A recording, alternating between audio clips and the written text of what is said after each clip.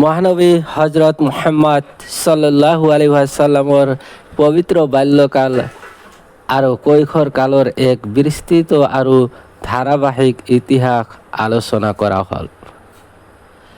মহানবী হজৰত মুহাম্মদ সাল্লাল্লাহু আলাইহি ওয়াসাল্লামৰ জন্ম আৰু পিতৃহীন শৈশৱ। হজৰত মুহাম্মদ সাল্লাল্লাহু আলাইহি ওয়াসাল্লাম 570 খ্ৰিস্টাব্দৰ 12 ৰবিউল আওয়াল তাৰিখে মক্কাৰ বিখ্যাত কুৰাইশ বংশৰ বনু হাছিম গোত্ৰত জন্মগ্ৰহণ কৰিছিল। তেওঁৰ পিতৃৰ নাম আছিল আব্দুল্লাহ আৰু মাতৃৰ নাম আছিল আমিনা।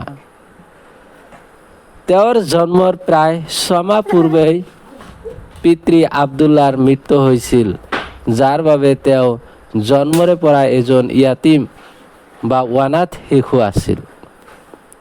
জন্মৰ পিছত তেওঁৰ ককায়েক আব্দুল মুত্তালিবে তেওঁৰ নাম মুহাম্মদ প্ৰশংসিত আৰু মাতৃ আমিনাই আহমদ ৰাখিছিল।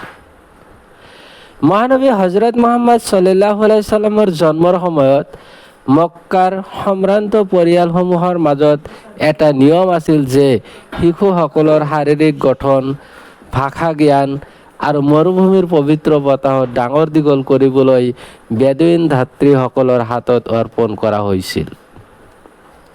সেই নিয়ম অনুসৰি বনু সাদ গোত্ৰৰ ধাত্ৰী বিবি হালিমা সাদিয়াই মহানবী সাল্লাল্লাহু আলাইহি ওয়াসাল্লামক নিজৰ বুকুলৈ তুলি লৈছিল।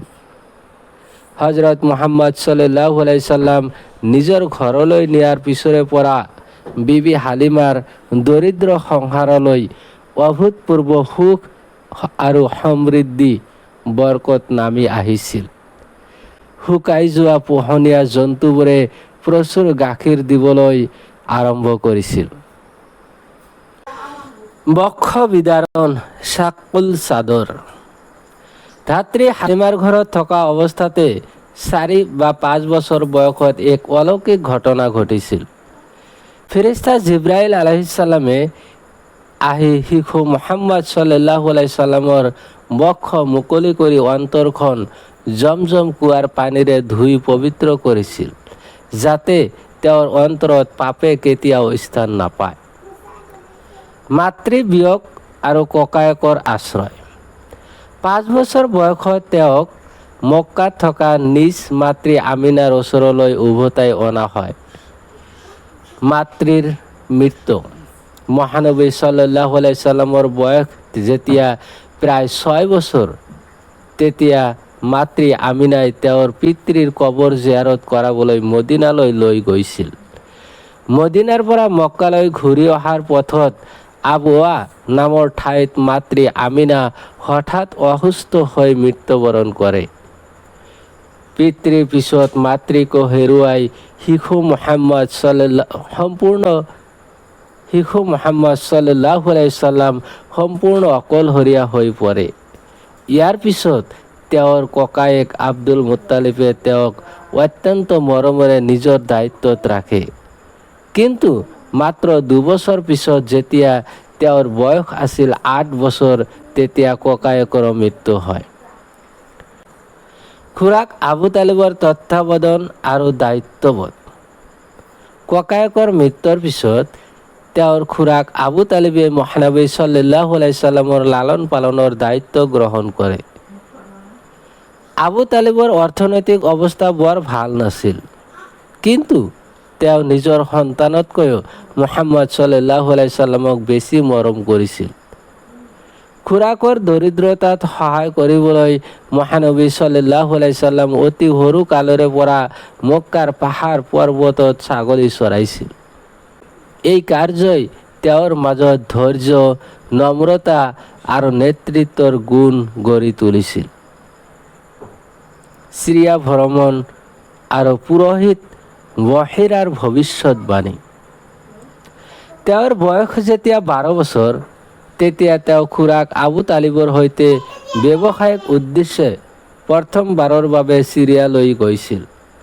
পথত বুছৰা নামৰ ঠাইত বহিৰা নামৰ এজন খ্ৰীষ্টান ধৰ্মগুৰু আছিল। তেওঁ শিশু মুহাম্মদৰ মাজত শেষ নবীৰ সকলো লক্ষণ দেখা পাইছিল আৰু খুৰাকক সাৱধান কৰি দিছিল যাতে য়াহুদীসকলে তেওঁৰ কোনো ক্ষতি কৰিব নোৱাৰে। কিশোৰ জীৱনৰ চৰিত্ৰ আৰু আল আমিন উপাধি।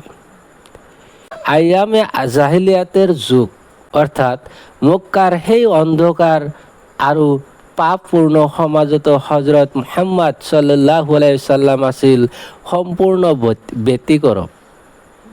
তেওঁ কেতিয়াও মূৰ্তি পূজা কৰা নাছিল, মিছা কথা কোৱা নাছিল আৰু কোনো বেয়া অভ্যাসৰ সৈতে জড়িত নাছিল।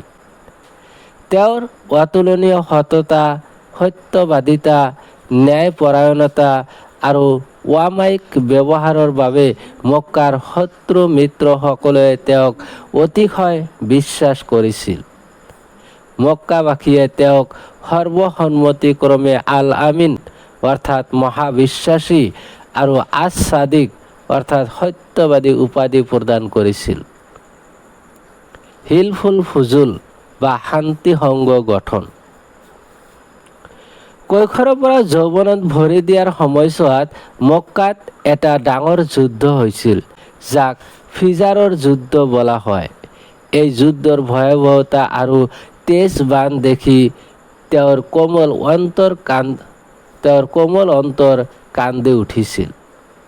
সমাজৰ পৰা অন্যায় অবিচাৰ দূৰ কৰিবলৈ আৰু দুখীয়া অসহায় লোকক সহায় কৰিবলৈ তেওঁ কেইজনমান উৎসাহী যুৱকক লগত লৈ হিলফুল ফুজুল শান্তি সংঘ নামৰ এটা সমাজ কল্যাণমূলক সংগঠন গঢ়ি তুলিছিল।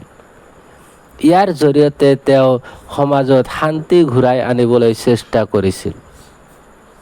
সামৰণি। মহানবী হজৰত মুহাম্মদ সাল্লাল্লাহু আলাইহি সাল্লামৰ বাল্যকাল আছিল সংগ্ৰাম, ক্ৰন্দন আৰু ধৈৰ্যৰে ভৰা।